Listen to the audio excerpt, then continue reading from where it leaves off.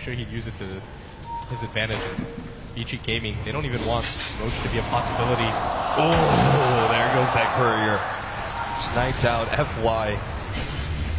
Just finds yet another advantage for Vici Gaming.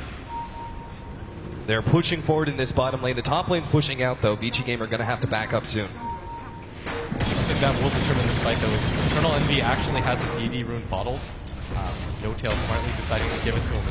It's going to make the fight so good for them. If they can't win a fight with this DD rune, Fada, he managed to bomb the BKB in time, and now Vici Gaming on the run, making the turnaround. BKB immediately pops. There goes the Laguna Blade, bringing Eternal Envy down to half HP, but he pops the Satanic now with no Ice Blast. He's not really threatened by Vici Gaming. How he's got to get out of here, run straight through the Roshan pit, trying to make the TP out. No bash, no bash, no bash!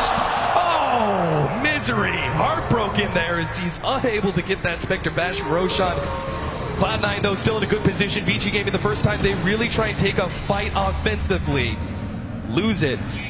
There's two different heroes, and Cloud9 will be able to snag Roshan. I mean, talk about timing. They finally decide to go for a fight, but Eternal Envy has a DD rune bottled. Just completely rips through him. He doesn't get touched by the Ice Blast for once in this game. Oh, there it is. Panic. I was going to ask you, what sort of items do you go with how with the ultimate? He actually pops it, trying to scare them away. Call down gets laid out. He's already finished off the wins to start with. Oh, and he's actually going to make a move for Misery. This is going to go down as well. Fenrir comes in for the side. Pops to go Scepter. Oh, Eternal Envy. He's dropping lower. FY managed to finish off the Fable. Now how? Finding out against Fada's getting hit by Ricochet. Fenrir's going to go down for that one, but how? Gets the distance. He needs the dagger up in a second. Gets over the cliff, and Fada will not be able to get the crits necessary. FY comes back. Careful there, friends. He's trying to get a force staff away. Fada catching up, though. Pops the butterfly, and one big critical takes him out. The man who's been threatening them for so long, he finally managed to take out FY. Eternal Envy, though, is back in business with that buyback and ready to finish off Roshan. They have to get the Roshan right now because they've just committed so much for this EE using buyback. His heart has been going to work. He's practically back up to full HP, and Ice He's already chasing Eternal Envy away. Fada has to actually TP back to the fountain now. Oh, How's going to try to sneak this? Yeah, he's trying to go for the Roshan right now. Eternal Envy, he's going to have to call down inside the pit soon. He sees it, but Ice says, if you want to come get it, you're going to have to go through my cogs first. Roshan is going to fall, and the Aegis easily picked up here by our Spectre. Ice quick to grab the cheese as well. An unbelievable win there for Vici Gaming. They managed to force the buyback out from Eternal Envy, and C9 don't even get Roche. And the fact that the Spectre has an Aegis, he's got a Refresher Orb with the buyback. It's what you talked about. This is such a deadly combination. How 6-slotted, not even worried about a thing. He still has room to grow. He could just get the Boots of Travel and have 4 lives in that case. C9 would be hard-pressed to deal with that as... I mean, the momentum is just not in their favor anymore. They've got the cheese on Ice now, who even picks up the Ring of Aquila so that the Spectre can sell it and increase his net worth. Super, he's got 4,600 gold. He can go in any direction that he wants, and all of these things are going to make such a huge difference because Vici Gaming still have room to grow. C9, not so much. Gyrocopter doesn't even have the butterfly completed yet, and you would want that just so you have the option of going for the rapier at some point. Right. As our final item here for the Spectre, he's gonna, trade out that refresher, right? He puts it on the courier, puts it in the stash to be saved when he dies, pops his buyback, and wants to be able to have another ultimate. MKD probably his best choice. He's gonna be dealing with double butterflies coming in soon. Fada already has his, and it seems like Eternal Envy is gonna go for one as well. MKB would be a really good choice. Scotty, if you just want to beef up as long as you can for your Manta Illusions and your Haunt, either would be a pretty decent choice, but I don't even know if it gets to that point just because how it's getting so farmed that it might not even matter if he has to get an MKB. Super Refresher probably going to be his best opportunity. The double Laguna Blades being enough raw, pure damage just to almost eliminate Eternal Envy by itself. I mean, he managed to get both Laguna Blades on top of an Ice Blast. Eternal Envy's dead for just that. I think going for a Hex might be a better option, or even something like... Yeah, I think the Hex is a better option just so that they can deal with Envy when he pops the Satanic.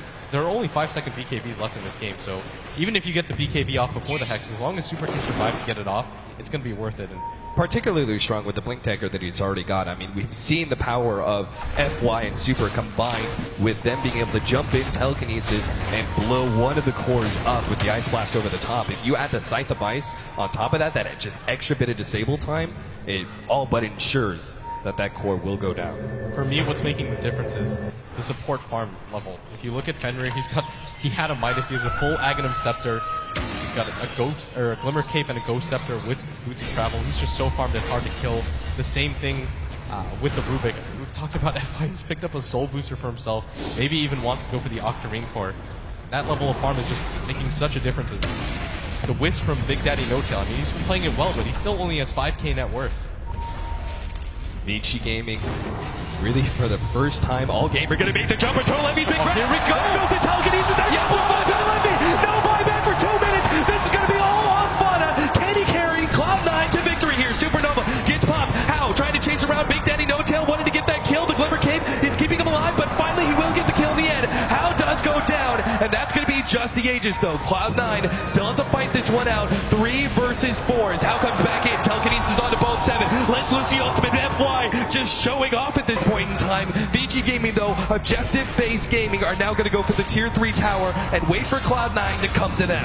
And then given how the cheese now, he has the refresher orb. I mean, he's got money for Boots of Travel. He can instantly come back in. 6k gold on him, and this is going to mean a lane of racks at least for C9. They don't want to get picked up.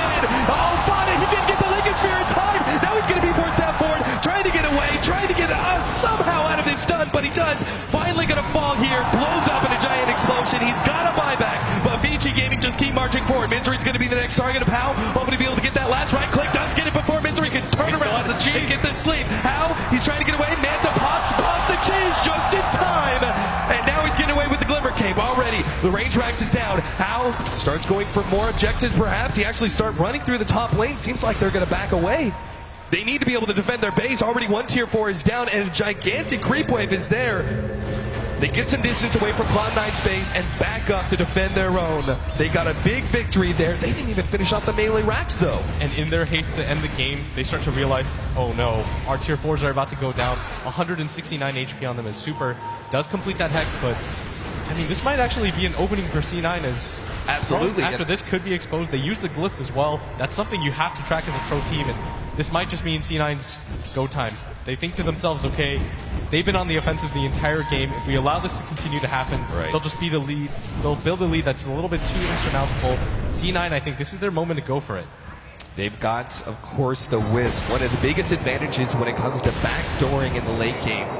They've got to be really careful with that top lane pushing in again, because that second tier 4, it practically might as well not be there. It's only got 84 HP, so all you're left is with an Ancient that only has 4,200 HP.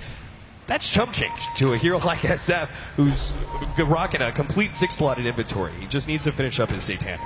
Yeah, the downside right now for C9 is even if they go for this death push, you've only got Eternal Envy that'll have the buyback that really matters. Fada just used it to try to hold the base right now, and it was worth it, but at the same time, if he goes down one more time, C9's in trouble as Vici Gaming are being really proactive right now. They're saying, okay, let's go for it, let's put the issue on them. Hao's got enough money for anything that he wants. He's actually just bought out something. So Eternal Envy, his buyback is coming up, 20 seconds. He will have it for the next fight. Oh, he bought a butterfly. Vici Gaming. Full butterfly. Yep. Coming back, there is no MKB because he chose to go for the Daedalus, right? Because he was like, oh, the Spectre, he's not going to have Butterfly anytime soon. I complete the Daedalus instead. Oh, the higher four-man smoke. They're not going to be able to see this coming. They don't want to get Misery for this, though. They want to go for something a little bit more aggressive. Oh, Ice, just a bit too late there. His smoke pops at the last half second of TP. Unable to get the hook shot out in time. Vici Gaming, smoke is unsuccessful. Cloud9 huddling inside of the base, waiting out the storm. They can continue to just go for this bottom push, though. They're trying to force in the lane so C9 can't do anything sneaky and go for the throne. Keep the lanes pushed in, have Hal just sit at top because you can TP him in at any point. It doesn't really matter. You can hear some of the cheering from the crowd right now from that stats. Cloud9, known for their very epic long games. Sometimes intense comebacks on their side and sometimes intense comebacks on the opposite side. Eternal Envy, he no longer has the buyback. Completely finishes the butterfly, and this is do or die right now for C9. If they can't afford to lose either of the cores, neither of them have the buyback for this next fight. They're going all in for this defense. Slowly but surely, this tier 3 tower is being chipped away by Super. Gets that kill, and he's ready to go with the blink side device at any point in time. FY jumps forward, and he managed to grab Sunray. So a little bit of added mobility to him.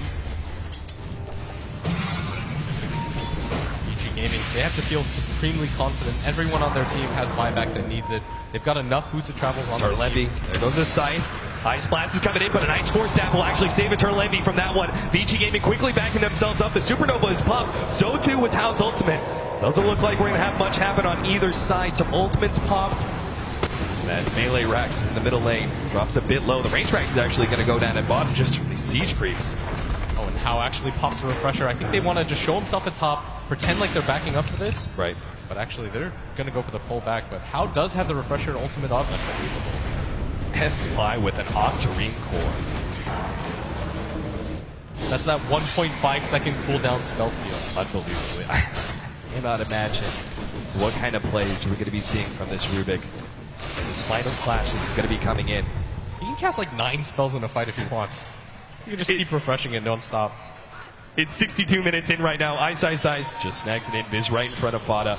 62 minutes, 42-36, a 10,000 gold lead for VG Gaming. That is a over 25,000 net worth swing in the last half hour. Man, this game, I mean, I really thought C9 had this. They had all the momentum in the world, so many BKBs. They took every Roche, bar that last one, and it just doesn't seem to be enough as VG Gaming. They played this game perfectly, minute 30 on, and C9 are so afraid right now because they don't have buybacks on their course. Game plan splits, games plans. I mean, we're talking about Smoke's going to be coming up here in 3 minutes. Who do you really want to see on the offensive? I mean, Cloud9 just can't sit in their base the whole entire day, right? At what point do you move out and try and get aggressive, try and finish this game? Or do you just wait for them to come to you and try and go for some sort of relocate play through the top lane and into the throne, which is pretty much exposed? I think there's no reason for C9 not to wait out the buybacks. Like, they've almost got it. They have actually got it on Eternal Envy right now. Fada's getting really close to his, just 1 minute away. Right. He's got the surplus for it.